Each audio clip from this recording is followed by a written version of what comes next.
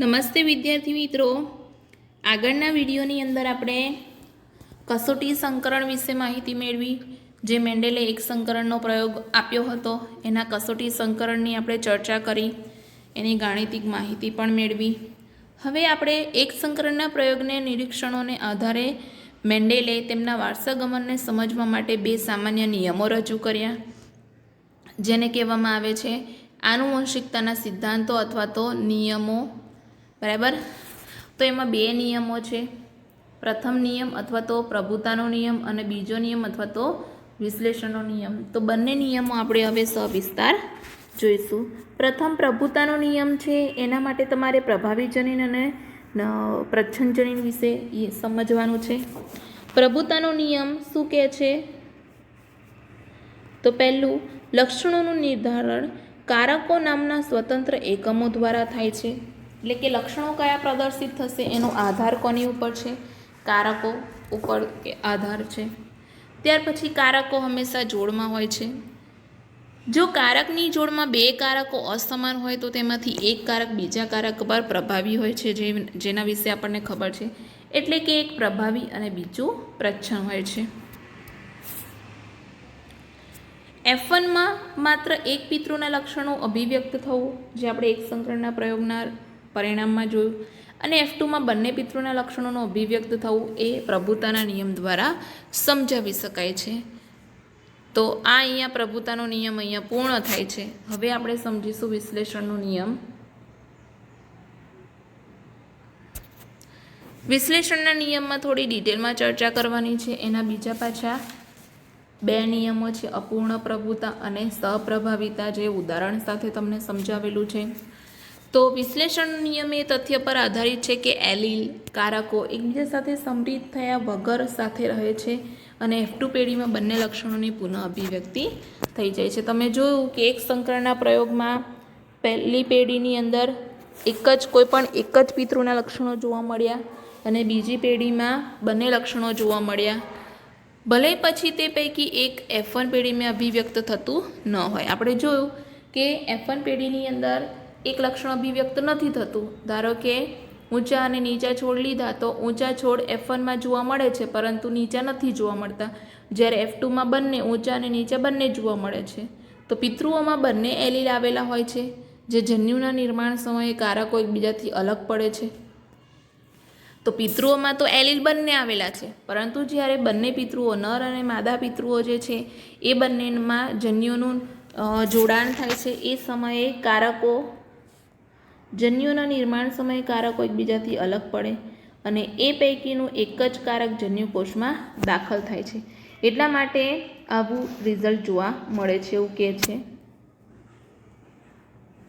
સમયુગ્મી પિતૃ દ્વારા ઉત્પન્ન થતા બધા જ જન્યુઓ સમાન હોય છે. આપણે જોયું કેવી રીતે? તો ધારો કે કેપિટલ ટી હતો તો એમાંથી એક જ જન્યુ આવ્યો હતો. બરાબર. જ્યારે વિષમયુગ્મી પિતૃ દ્વારા બે પ્રકારના જન્યુ ઉત્પન્ન થાય છે. કેવી રીતે? તો એ પણ આપણે જોયું હતું કે કેપિટલ ટી સ્મોલ ટી હોય તો બે પ્રકારના જન્યુઓનું નિર્માણ થાય છે.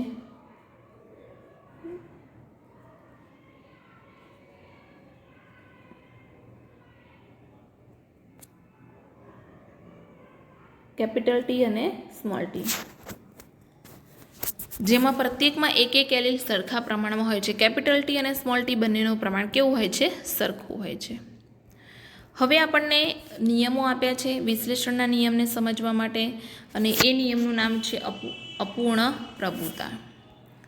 હવે અપૂર્ણ પ્રભુતા સમજવા માટે તમારે એક સંકરણનો પ્રયોગ યાદ રાખવાનો છે. આપણે જોઈએ અપૂર્ણ પ્રભુતામાં.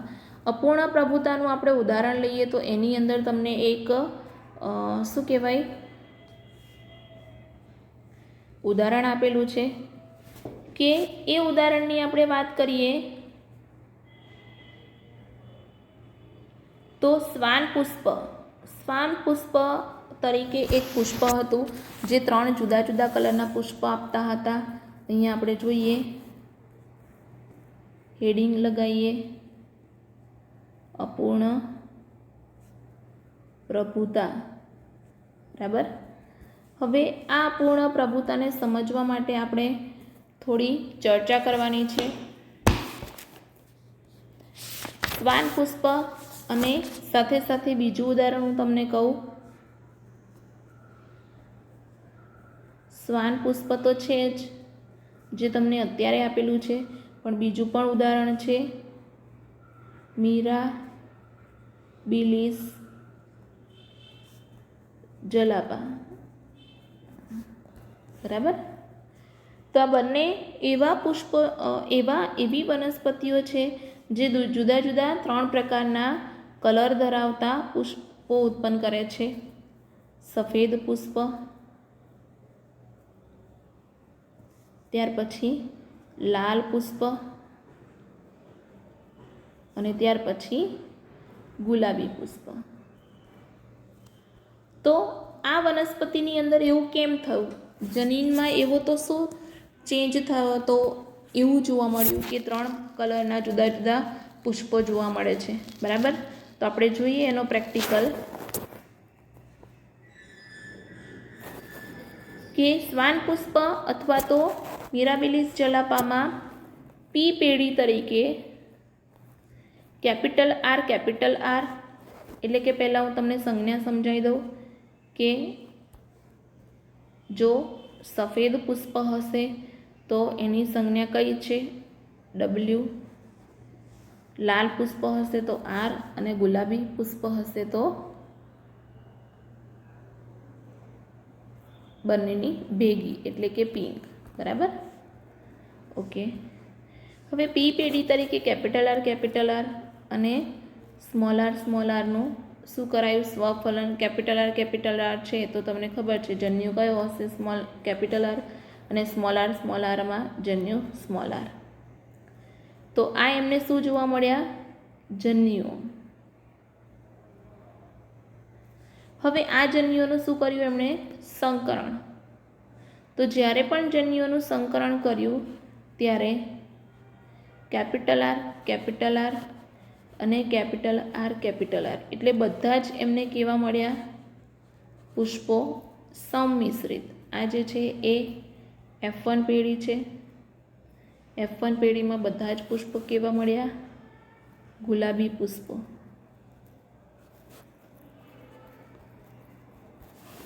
બધા જ પુષ્પો કેવા મળ્યા? ગુલાબી પુષ્પો મળ્યા.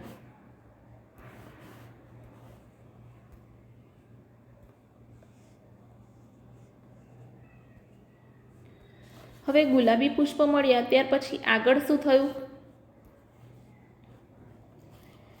ગુલાબી પુષ્પ F1 પેઢી છે. બરાબર. હવે આગળ એમને શું જોવા મળ્યું? તો F1 પેઢીનું શું કરાવ્યું? કેપિટલ આર સ્મોલ આર એમનું શું કરાવ્યું? સ્વફલન. બરાબર. તો તમને ખબર છે કેપિટલ આર જન્યુ, સ્મોલ આર જન્યુ, કેપિટલ આર જન્યુ અને સ્મોલ આર જન્યુ. આમનું જ્યારે સ્વફલન થાય છે ત્યારે આ શું છે? જન્યુઓ. આમનું જ્યારે સ્વફલન થાય છે ત્યારે કેપિટલ આર સાથે જોડાય તો શું જોવા મળે? Capital R. ત્યાર પછી કેપિટલ આર સ્મોલ આર સાથે જોવા મળે તો કેપિટલ આર સ્મોલ આર. ત્યાર પછી સ્મોલ આર કેપિટલ આર સાથે જોવા મળે તો કેપિટલ આર સ્મોલ આર અને સ્મોલ આર. આમ એમને કેપિટલ આર એક, સ્મોલ આર એક અને કેપિટલ આર સ્મોલ આર એવા બે મિશ્રિત શું કહેવાય? આવા એમને બે મિશ્રિત પરિણામ મળ્યા. તો કેપિટલ આર આજે આપણને રિઝલ્ટ મળ્યું એ F2 પેઢીનું મળ્યું. બરાબર. કેપિટલ આર એટલે શું? તો કે લાલ પુષ્પ. ત્યાર પછી આ બંને ગુલાબી પુષ્પ અને આ સફેદ. આપણે સફેદ માટે શું કહેવાય? ડબલ્યુ લીધું છે, પરંતુ સ્મોલ આર જે છે એ સ્મોલ આર એટલે શું કહેવાય? વ્હાઇટ પુષ્પ. તો કેપિટલ આર એટલે આર લાલ, સ્મોલ આર એટલે સફેદ અને કેપિટલ આર અને સ્મોલ આર એટલે ગુલાબી. તો તમે અહીંયા જોઈ શકો છો કે આપણે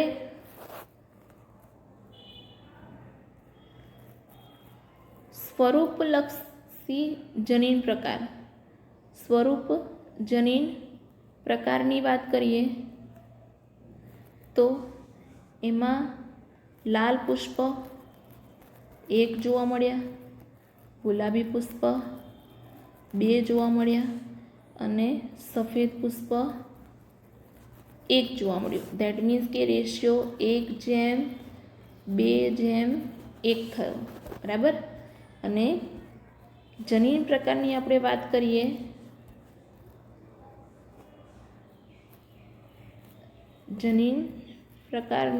કરીએ તો capital R 1, capital R small R 2 અને સ્મોલ આર 1. તો અહીંયા આપણને જે પણ રેશિયો મળે છે એ આપણને એક સંકરણના પ્રયોગમાં મળેલો. બરાબર.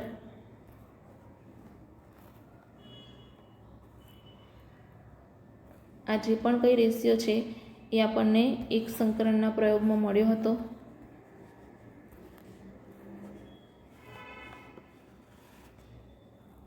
બરાબર. તમે અહીંયા જોઈ શકો છો કે આ રેશિયો જે આપણને એક સંકરણના પ્રયોગમાં મળ્યો હતો.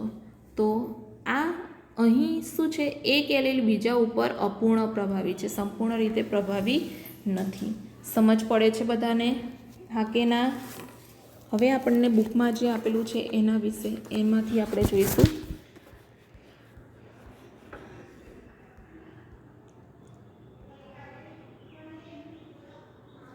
જ્યારે વટાણા પરનો પ્રયોગ અન્ય વનસ્પતિઓમાંના અન્ય લક્ષણોની અભિવ્યક્તિ સંદર્ભમાં પુનરાવર્તિત કરવામાં આવ્યો ત્યારે ખબર પડી કે ક્યારેક F1માં એવા સ્વરૂપ પ્રકાર પ્રાપ્ત થયા કે જે 2 પૈકી કોઈ એક પિતૃ સાથે મળતા આવતા નથી. તેઓને વચગાળાના રિઝલ્ટ મળે છે. કેવા મળે છે? વચગાળાના. તમને ખબર છે કે આપણે લાલ અને સફેદ પુષ્પ લીધા છે. સફેદને સ્મોલ આર કહ્યું છે અને લાલને અહીંયા કેપિટલ આર કહ્યું છે. રાઈટ.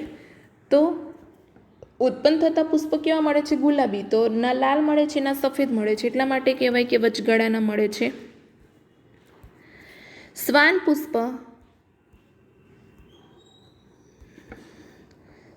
પુષ્પ એટલે કે એન્ટિરિનિયમ સ્નેપડ્રેગન અપૂર્ણ પ્રભુતાના દ્રષ્ટાંતને સમજવા માટેનું એક શ્રેષ્ઠ ઉદાહરણ છે. શુદ્ધ સંવર્ધિત લાલ પુષ્પ અને શુદ્ધ સંવર્ધિત સફેદ પુષ્પનું સંકરણ કરાવવામાં આવ્યું. પરિણામે કેપિટલ આર સ્મોલ આર વાળી સંતતિ પ્રાપ્ત થઈ. જ્યારે પણ કેપિટલ આર સ્મોલ આરનું સ્વફલન કરાવવામાં આવ્યું તો આપણને રિઝલ્ટ કેપિટલ આર 1 એટલે કે લાલ, 2 ગુલાબી અને 1 સફેદ મળ્યું હતું. બરાબર. જે મેન્ડેલિયન એક સંકરણના પ્રયોગમાં સંભવિત હતું એવું જ એવું જ જનીન પ્રકાર આપણને મળ્યું. પરંતુ સ્વરૂપ પ્રકાર 3:1 પ્રભાવી અને 1 પ્રચ્છન્ન એ બદલાઈ ગયું હતું. આપણને સ્વરૂપ પ્રકાર એક સંકરણમાં 3:1 મળ્યું હતું. અહીંયા 1:2:1 મળ્યું. બરાબર. અહીંયા આપેલું જ છે 1:2:1. તો આ ઉદાહરણમાં કેપિટલ આર કારક જે છે એ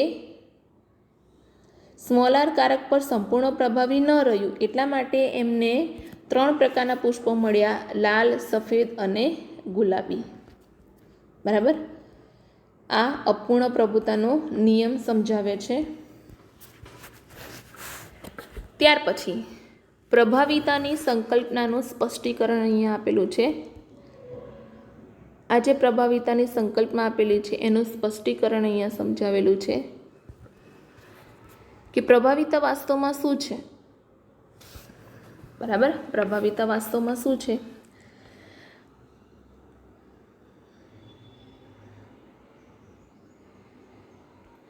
ઉદાહરણ તરીકે એક એવા જનીનને લેવામાં આવે કે જેમાં એક ઉત્સેચક બનાવવાની માહિતી હોય. ઉદાહરણ તરીકે આપણે એવું જનીન લઈએ કે જેમાં એક ઉત્સેચક બનાવવાની માહિતી હોય. આ જનીનના બંને પ્રતિરૂપો તેના 2 એલીલ સ્વરૂપો છે. માની લઈએ કે તે સામાન્ય એલીલ એવો સામાન્ય ઉત્સેચક ઉત્પન્ન કરે છે જે મોટે ભાગે સંભવ છે, જે એક પ્રક્રિયાથી એસના રૂપાંતરણ માટે આવશ્યક છે. તો નીચેનામાંથી રૂપાંતરિત એલીલ જે રૂપાંતરિત થયો છે, ફેરવાયેલો છે, એ એલીલ સૈદ્ધાંતિક રીતે નીચેનામાંથી કોઈના ઉત્પાદન માટે જવાબદાર હોઈ શકે છે. તો પહેલું તમને આપેલું છે કે સામાન્ય ઉત્સેચક કે ઓછી ક્રિયાશીલતાવાળો ઉત્સેચક ઉત્પાદિત થયો હોય, બિનકાર્યક્ષમ ઉત્સેચક પણ ઉત્પાદિત થયો હોઈ શકે, અથવા તો કોઈ જ ઉત્સેચક ઉત્પાદન ના થયો હોય. 3 સંભાવના હોય છે.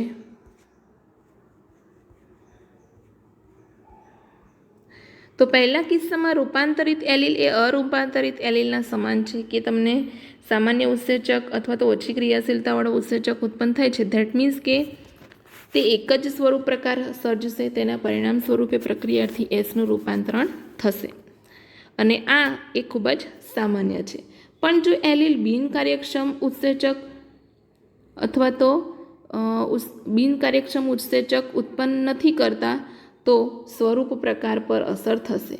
પહેલા કિસ્સામાં સ્વરૂપ પ્રકાર પર અસર નહીં થાય કેમ કે ઓછા ક્રિયાશીલ છે, પરંતુ બિલકુલ કાર્ય ન કરતા હોય એવા ઉત્સેચક ઉત્પન્ન થાય તો સ્વરૂપ પ્રકારને અસર થાય છે. અને આ સ્વરૂપ પ્રકાર લક્ષણો અરૂપાંતરિત એલીલના કાર્ય ઉપર નિર્ભર છે, કે જે રૂપાંતરિત નથી થયેલા એના કાર્ય ઉપર આધાર રાખે છે કે સ્વરૂપ પ્રકાર પર અસર થશે કે નહીં.